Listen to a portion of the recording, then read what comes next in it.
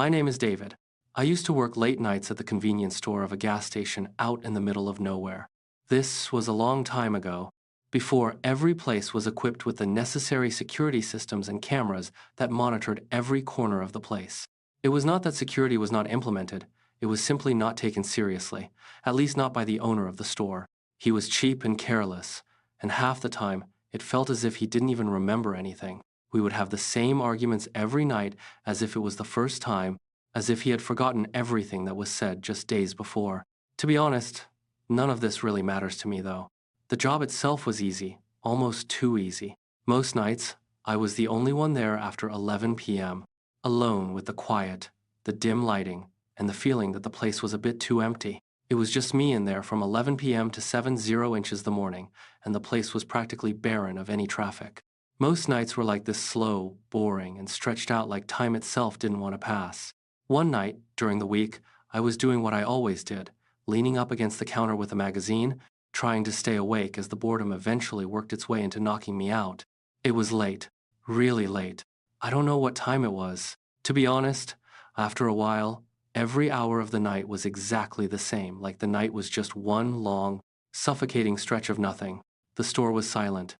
The only noise was the faint humming of the old fluorescent lights hanging over my head. After hours of hearing it, my brain was just about tuned out to it, which is probably why the chime of the front door sounded like it caused my heart to jump out of my chest a little more than it should have. And that's when I saw him. A man came in. A tall one, possibly in his 30s, muscular build. The kind of build that makes you think athlete at first glance. But the more I looked at him, the more I felt this sense of unease.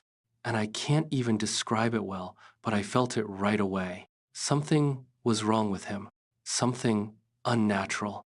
And the feeling of it made the entire store seem very small. He was completely covered in blood. Not a little covered. For a split second, my brain tried to convince me it was paint. It had to be, but it wasn't. I knew it wasn't. There was just too much of it. A thick, dark splatter across his chest, streaks running down his arms, dried patches across his face as if it had been there a while. It didn't even look real at first too much, like a nightmare your brain refuses to accept. And that's exactly what it was. My brain just went into a freeze. It couldn't comprehend what it was seeing because it just didn't fit into anything normal, anything real. But what really freaked me out was his eyes. They were empty, not angry, not scared, not even confused, just empty, like there was nothing behind him at all. He walked in like it was any other night, like he was just another customer stopping by without a care in the world. His posture was relaxed, almost casual, like he didn't even realize he was covered in blood. And that was the worst of it. If he was scared, I could understand that. If he was aggressive, I could understand that. But this casual, uncaring version of him, it was wrong. I don't know how to explain it. I know how this sounds. I know it sounds crazy. But I'm telling you, it wasn't just surprising, it was terrifying. Terrifying in a way that freezes you in place and makes every instinct in you scream that something is very, very wrong. I was frozen, completely unable to move or look away from him, which, at the time, I knew was the worst thing I could have done, but at the same time, I was unable to look away. Every time I tried to look away, my eyes seemed to go right back to him, like something inside of me was forcing my gaze to be directed at him, at those empty, lifeless eyes of his. It was like something was drawing my attention to him, to those blank, lifeless eyes. Of course he knew. I don't know how he wouldn't have. I was standing there, glued to him like I was stuck to the ground.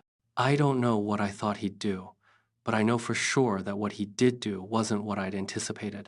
He smiled. He smiled slowly, and he smiled calmly, and he smiled like nothing was wrong. And then he went on to say, in the most casual voice I'd ever heard anyone use, "Don't worry, it's not my blood." Like that was supposed to be comforting. It wasn't. It only made things so much worse. My mind immediately went into overdrive. He killed someone. He's just come from there. I'm next. I know I am. All of that went through my mind in an instant. All of that and so much more.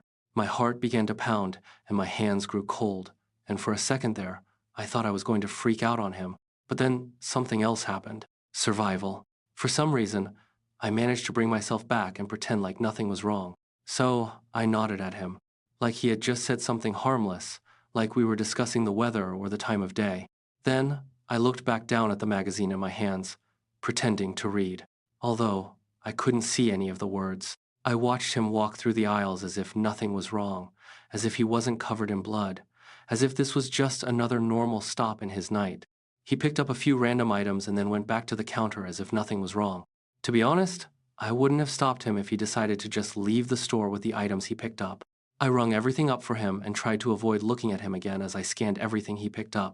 It felt as though if I looked at him one more time, something bad would happen. He then paid for everything with cash and turned to leave without saying a word to me again. The door chimed, and he was gone as quickly as he came into the store. I stood there for a moment until I heard a car engine turn over from somewhere in the parking lot of the store. I immediately picked up the phone and called the police. I told them everything I had seen, trying to give them as detailed a description of him as possible, although my voice was still shaky. I didn't know exactly what had happened, but I knew something had happened. Something bad. The dispatcher was asking me questions, trying to piece it together, when suddenly the door chimed again. My heart sank. I remember thinking, great, another customer. I didn't want to deal with anyone else, not after that. But when I looked up, I realized it wasn't another customer. It was him, the same man, the one I was still in the middle of reporting. He came back, but this time he was completely different. He was no longer calm. He was no longer empty. He was furious.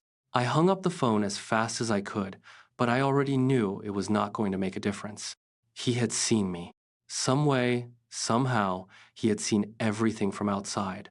He stormed up to the counter, his heavy, fast steps echoing on the floor, demanding if I had called the cops.